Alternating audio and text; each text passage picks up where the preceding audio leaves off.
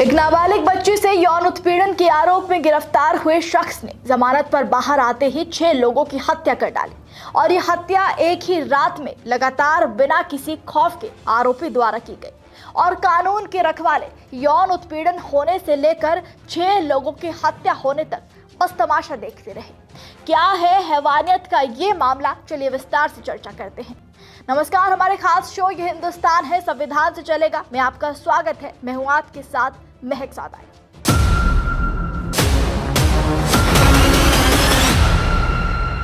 कि दिल दहला देने वाला मामला तेलंगाना के रंगारेड्डी जिले के शबाद मंडल के देवलागुड़ा गांव से सामने आया है, जहां 10 जुलाई की रात को 6 लोगों की हत्या हुई। हत्या के आरोपी का नाम राजकुमार है, जो कि 2 दिन पहले ही पॉक्सो केस में जेल भेजा गया।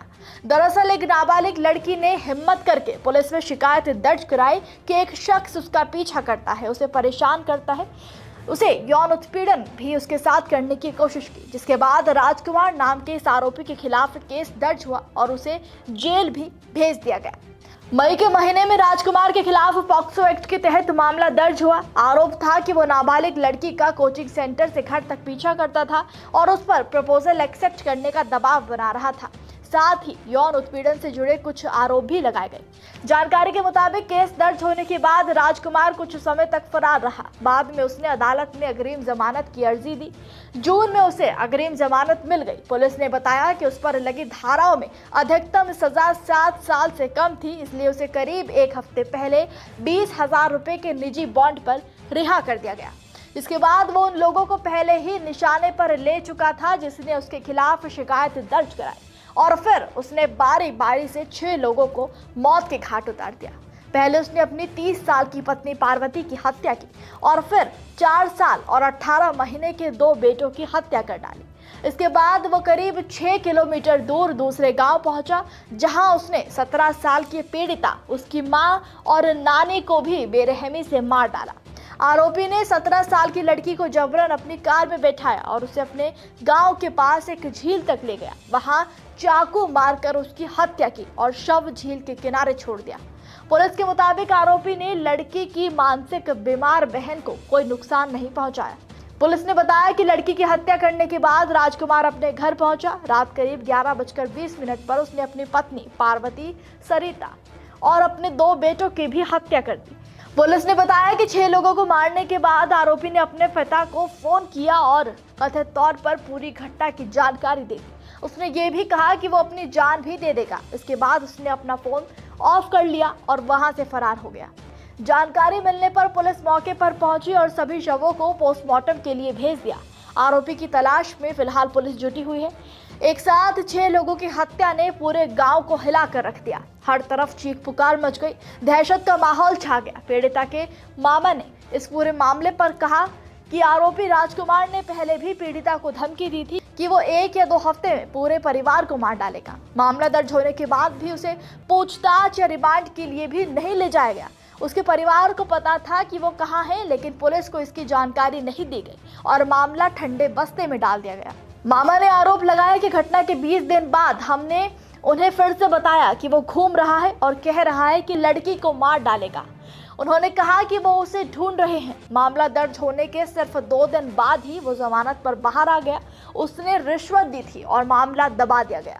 अब उसने लड़की की हत्या कर दी है और ये सब पुलिस की लापरवाही की वजह से हुआ। मामा ने कहा कि उन्हें सस्पेंड किया जाना चाहिए और आरोपी को हमारे हवाले कर देना चाहिए। हैरानी की बात है कि उसने अपनी पत्नी और 2 मासूम बच्चों को भी नहीं छोड़ा। अब आरोपी फरार है और पुलिस उसकी तलाश में जुटी है। इस जघन्य अपराध के लिए क्या कहता है हमारे देश का कानून, चलिए जान लेते हैं। BNS यानी भारतीय न्याय संहिता की धारा 101 हत्या को परिभाषित करती है। इसके अनुसार यदि कोई व्यक्ति किसी की जान लेने के इरादे से या जानलेवा चोट पहुंचाकर मृत्यु का कारण बनता है तो वो हत्या का दोषी माना जाता है। इसके तहत दोषी पाए जाने पर मृत्युदंड या आजीवन कारावास और जुर्माने की सजा का प्रावधान है। पॉक्सो अधिनियम की धारा 7 बच्ची या किसी भी नाबालिग के साथ छेड़छाड़ करने को सजा मानता है। यदि कोई व्यक्ति यौन इरादे से किसी बच्ची को छूता है या कोई अनुचित यानी शारीरिक संपर्क बनाता है तो ये धारा 7 के तहत अपराध माना जाता है। पॉक्सो एक्ट की धारा 8 के तहत दोषी पाए जाने पर कम से कम 3 साल की सजा होती है, जिसे बढ़ाकर 5 साल तक किया जा सकता है। इसके साथ ही आरोपी पर जुर्माना भी लगाया जाता है।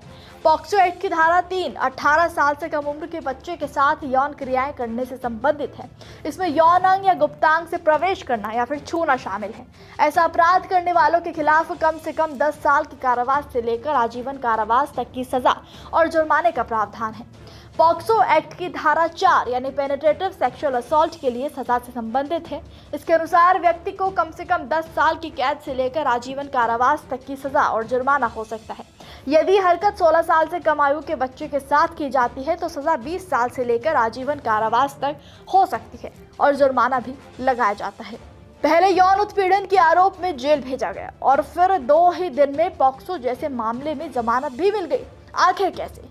ये घटना केवल एक आपराधिक वारदात नहीं बची है, ये बल्कि कानून व्यवस्था, न्यायिक प्रक्रिया और प्रशासनिक सतर्कता पर गंभीर सवाल बन चुकी है। यदि किसी आरोपी से समाज को गंभीर खतरा होने की आशंका थी, तो क्या उस खतरे को रोकने के लिए उपलब्ध कानूनी और प्रशासनिक उपाय अपनाने के बजाय ऐसे आरोपी को खुला छोड़ देना सही था, जिसने बाहर निकलते ही कत्लेआम मचा दिया? जमानत भारतीय न्याय व्यवस्था का एक महत्वपूर्ण सिद्धांत है। इसका उद्देश्य दोष सिद्ध होने से पहले किसी व्यक्ति की स्वतंत्रता की रक्षा करना है। लेकिन जब किसी मामले में हिंसक प्रवृत्ति, आपराधिक इतिहास या गवाहों और समाज के लिए स्पष्ट खतरे जैसे संकेत मौजूद हो, तब ऐसे आरोपी को बाहर निकालना कितना खतरनाक हो सकता है, ये यहाँ साबित हो चुका है। आप इस पूरी खबर पर क्या कहेंगे, हमें कमेंट में जरूर बताइएगा।